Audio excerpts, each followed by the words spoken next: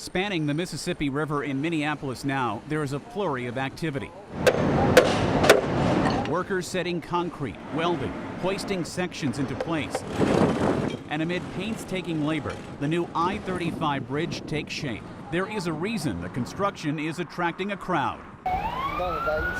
1 year ago, the city and the nation were shocked when during rush hour the central span of the bridge began to give way. This security camera caught what happened next, a catastrophic failure, as dozens of cars, trucks, and even a construction crew plummeted into the river below.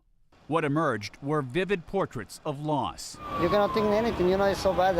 I just saw the bridge started shaking. The bridge started shaking? Yeah, and all the bridge collapsed. And it was very quiet for 5 to 10 minutes afterwards. Cannot emphasize that enough.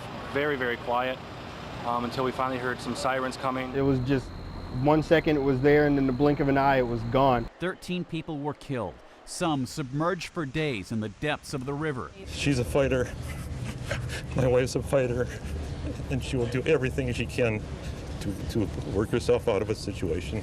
Recovery took 2 weeks. President Bush toured the damage days after and promised a speedy recovery. We want to get this bridge rebuilt as quick as possible. We understand this is a main artery of life here. 1 year later, construction on the new St. Anthony Falls Bridge is well ahead of schedule. But the city recently found out they would get less federal financial assistance than previously thought. And 1 year later, a complete understanding of how the tragedy unfolded remains elusive. The National Transportation Safety Board has been investigating the accident.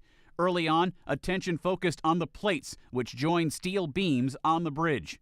Our working theory and our knowledge that tells us that it is the gusset plates, beginning with the U-10, that the failure was created. The plates were too thin in the original design, which meant the bridge was unsound since the day it opened in 1967.